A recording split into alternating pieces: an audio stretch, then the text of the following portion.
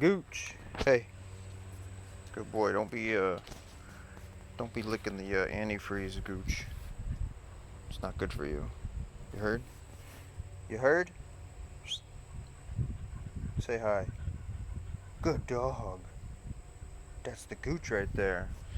And this here is the SX4, all back together. Boom. So, just a quick recap. If you haven't watched any of the other videos in this series, please do so. If you're trying to do a head gasket, or a timing chain replacement, or a valve cover gasket, or exhaust manifold replacement, I pretty much go through all those steps in this process. This is probably going to be the final video on the SX4 project. It's all back together, and we're going to see how it starts and how it runs. Hopefully it doesn't overheat. This car had overheating issues. I replaced the radiator as well, so I show how to remove that in the other videos in the beginning of the series. I didn't replace, but I did remove the water pump just to check it out, make sure it was still in good condition, so there's that. I also do a automatic transmission service on this car. I remove the pan down here. I remove the pan and I do the filter for the transmission, for the CTV transmission. It's a little bit muddy right now, but it's all good. And I don't think it's leaking. I think that's all water from me refilling the coolant. But I don't see any leaking oil, so I ended up doing that on this car. Wipe my hand. There's the bumper. It's going to go on eventually, but I do have some issues with the bumper first. This is all cracked up in here. Somebody hit something eventually at some point. See that? Boom. So I'm going to see if I can just kind of repair that, just kind of glue those pieces back in place. Maybe I'll do some plastic welding on the back side of this thing with my Harbor Freight plastic welder. I've used it in the past on stuff like this, and it does a decent job. It's not the best, but it helps hold stuff in place. And the rest of this stuff I'll probably just glue. See that? Look at that thing. So yeah, maybe I'll do a video on the plastic welding, but that's gonna stay off for now. And yeah, so I'm gonna go ahead and start this thing for you guys. There's the crank pulley. No leaks on that side. The timing cover. I didn't see any leaks. Nothing leaking on the bottom overnight. So we're gonna go ahead and start it up. See how we did, or see how I did. So let's do that now. I got everything plugged in. I'm pretty sure everything's plugged in and ready to go. I'm hoping I didn't miss anything, but we'll find out shortly. So we're gonna go in, start this thing up.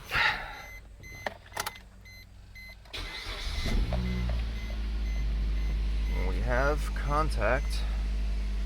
We'll leave this like that so we can see the crank pulley going. I'm gonna keep an eye on the temperature gauge. I'm gonna let it run for a little bit, obviously.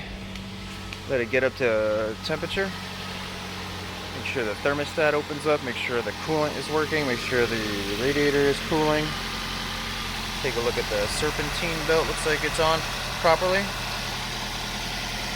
Hard to tell on this car, it's really not much of an access port, but here you can take a look at it here.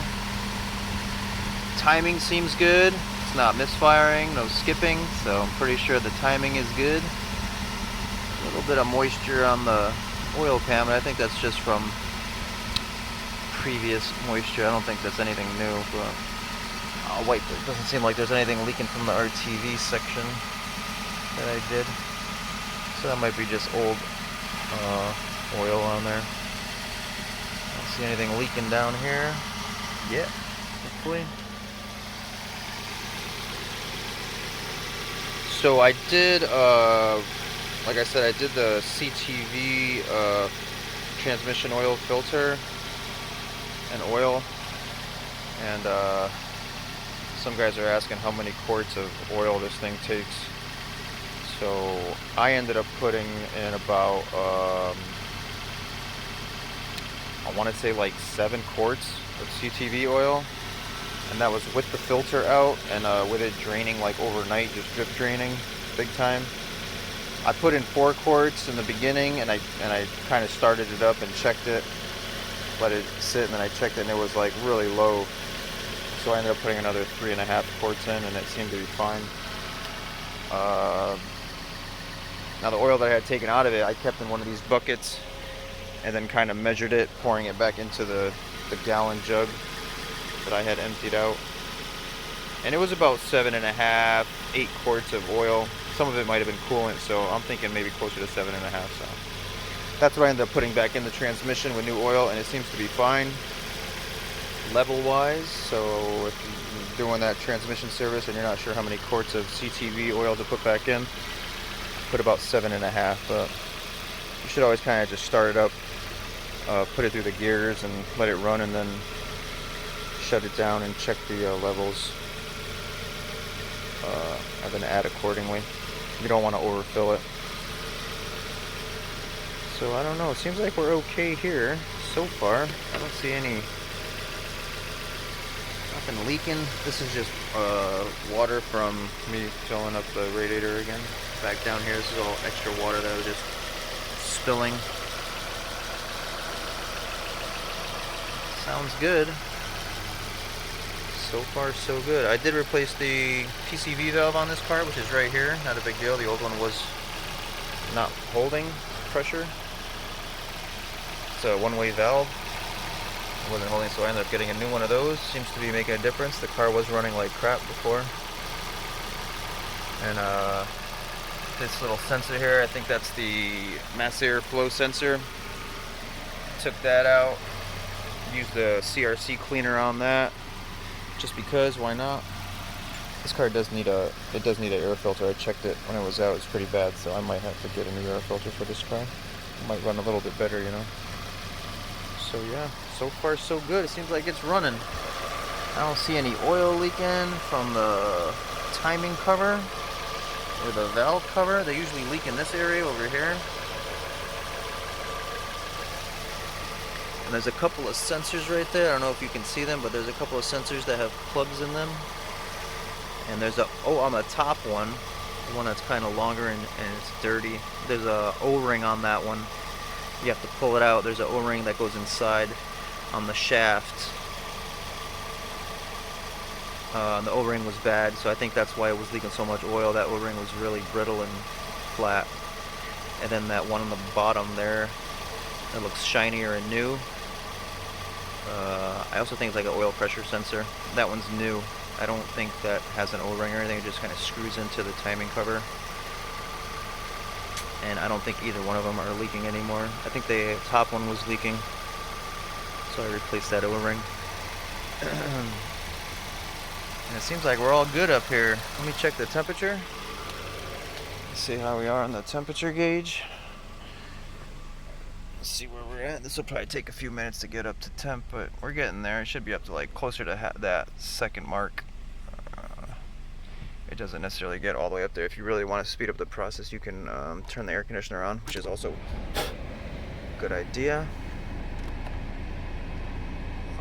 There you go. Get the air conditioning going at full blast. I don't know why that's not kicking on, but okay. Let's see if we got some air coming out. I think it's working. Yeah, it's working. I'm gonna see the radiator fans kick on.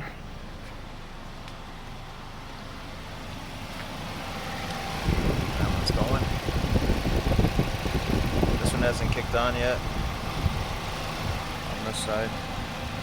That's the main fan, and then this one is for the air conditioning. That's the air conditioning fans. Seems like we're all good. Let it run for a little bit longer. A bunch of crap, wipe some crap off of there. My OCD is kicking in.